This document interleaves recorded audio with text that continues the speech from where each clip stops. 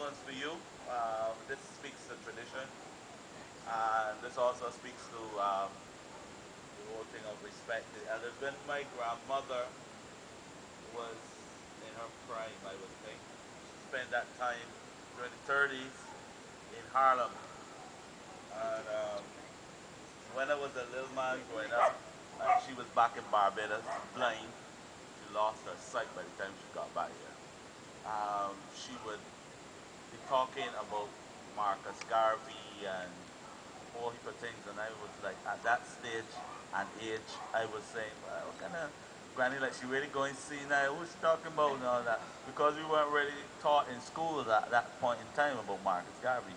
It's only after I got older that I realized, hey, I had an extraordinary grandmother who was part of that whole movement of migration um, from the Caribbean to places like Cuba um, in the very early 1900s.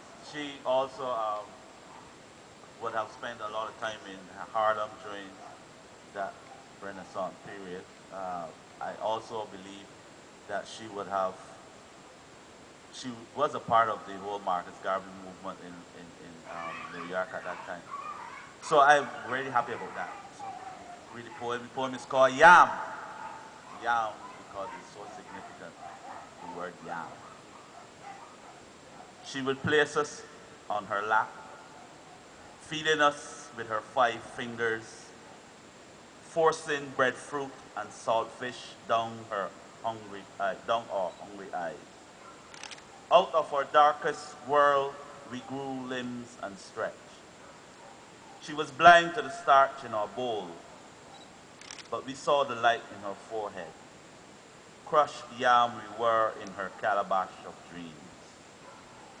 She would stuff that sweet potato down our expecting face, smell the raw hide of our hand against our head when we strayed from her nourishment.